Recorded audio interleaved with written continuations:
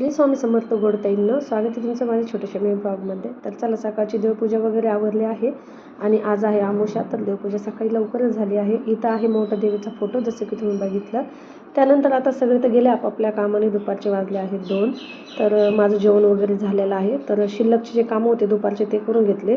मला तरी वाटतं झोपण्याच्या ऐवजी दुपारी जर आपण आपले घर साफसफाई किंवा शिल्लकचे जे कामं असेल किंवा जे पण आपलं काही असेल, तर ते जर काही गोष्टी आपल्याला करायच्या आहे ना, आपण ज्या टाळतोय त्या जर करायला लागलो तर निश्चितच मनसुद्धा शांत राहतं, माइंडसुद्धा चालायला लागतं आणि जी गोष्ट आपल्याला करायची आहे तीसुद्धा आपल्याकडनं नक्कीच होते हळूहळू करून। जसं की मी तर घर साफ करायला, आता हे कूलर मला इथे लावायचं होतं। सध्या कूलरची काही एक गरज नाही आहे म्हणायला। मुंबईमध्ये अजून एवढी काही विशेष गरमी नाही म्हणून कूलरचं काही कामही नाही आणि तिथं जागाही आटत होती। त्यासाठी म्हटलं इथं जागा आहे तर इथलं सामान उचलून मी तिथं ठेवलं। जसं की तिथं गव्हाची गोणी होती आणि तेल बॅगेची पिशवी होती, ते उचलून मी टेबलवर ठेवून दिलं। त्यानंतर सगळं व्यवस्थित स्वच्छ असं झाडून घेतलं, काने कोपरे। त्यानंतर इथं पडदे काढायची कोशिश केली, माझ्याकडनं एकही पडदा निघाला नाही, ना दरवाजाचा किचनचा निघाला ना खिडकीचा निघाला। त्या गोष्टीमध्ये मी असफल राहिले, पण असं मी मुलांकडनं नाही त्यांच्याकडनं नक्कीच काढून घेईन। त्यानंतर मी त्याचं जे कूलर होतं इथं खूप जास्त डाग पडले होते, ते साफसफाई करून घेतली।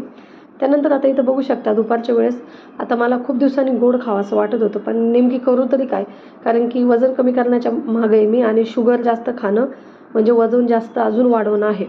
तर मग आता आमच्याकडे याला बाजरीच्या कापण्या म्हणतात, बाजरीच्या गोड कापण्या।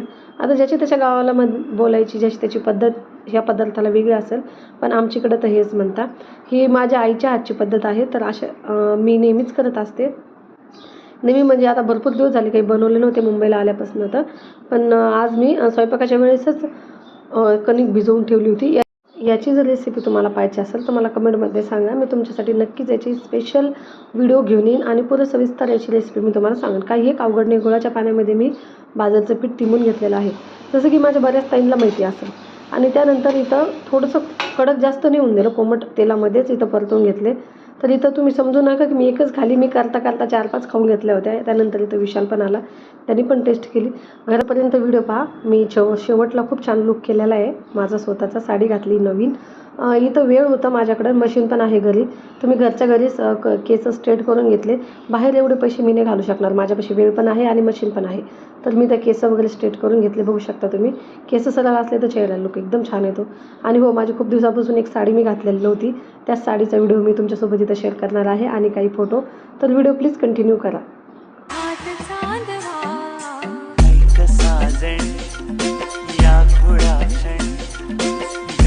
लावतो जीवा तुझाच गोडवा।